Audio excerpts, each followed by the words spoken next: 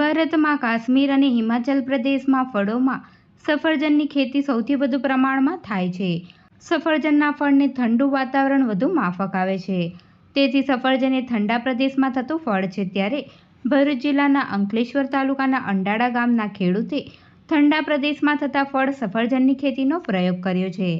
અંડાળા ગામમાં રહેતા ખેડૂત શશિકાંત પરમાર છેલ્લા કેટલાય વર્ષોથી ખેતી સાથે સંકળાયેલા છે. ખેડૂતે 3 વર્ષ પહેલા બેંગ્લોર ખાતેથી 50 સફરજનના છોડ લાવી તેનું વાવેતર કર્યું હતું, જે 50 પૈકી 20 જેટલા છોડનો ઉછેર થતાં હાલ સફરજનનો પાક શરૂ થઈ ગયો છે. ગરમ પ્રદેશમાં સફરજનની ખેતી કરવી મુશ્કેલ છે.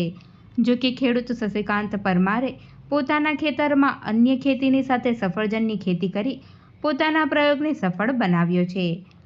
બેંગ્લોરથી લાવેલી સફરજનની જાતની ખેતી 40 ડિગ્રી સુધીના તાપમાનમાં પણ થઈ શકે છે.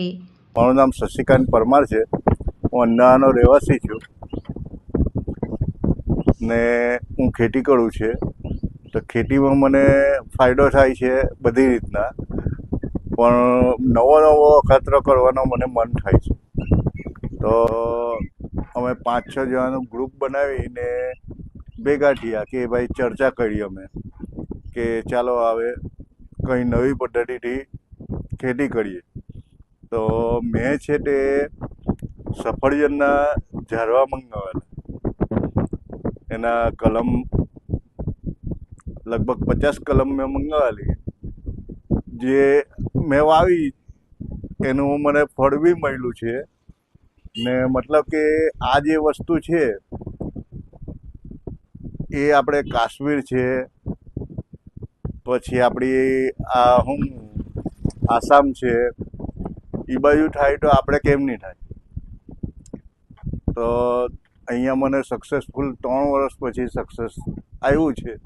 એક છોડ પર 20-20, 25-25 નંગ જેવા લાગેલા છે અત્યારે, ને થોડા નાના છે.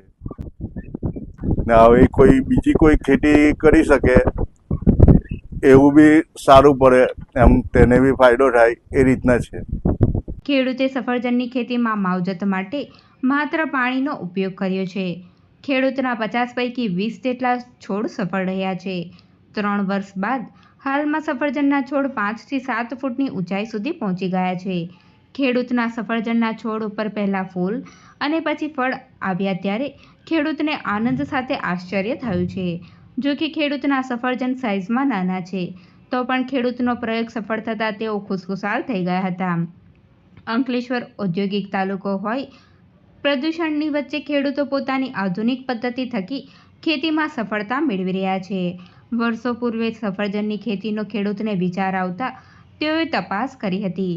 ખેડૂત શશિકાંત પરમારને જાણવા મળ્યું હતું કે કચ્છમાં સફરજનની ખેતી સફળ થઈ છે. જેવી માહિતીના આધારે ખેડૂતે પણ આ ખેતીનો પ્રયોગ કર્યો હતો અને તે સફળ થયો છે. ખેડૂત સ્થાનિક માર્કેટ ખાતે સફરજનનો પાક પહોંચાડશે.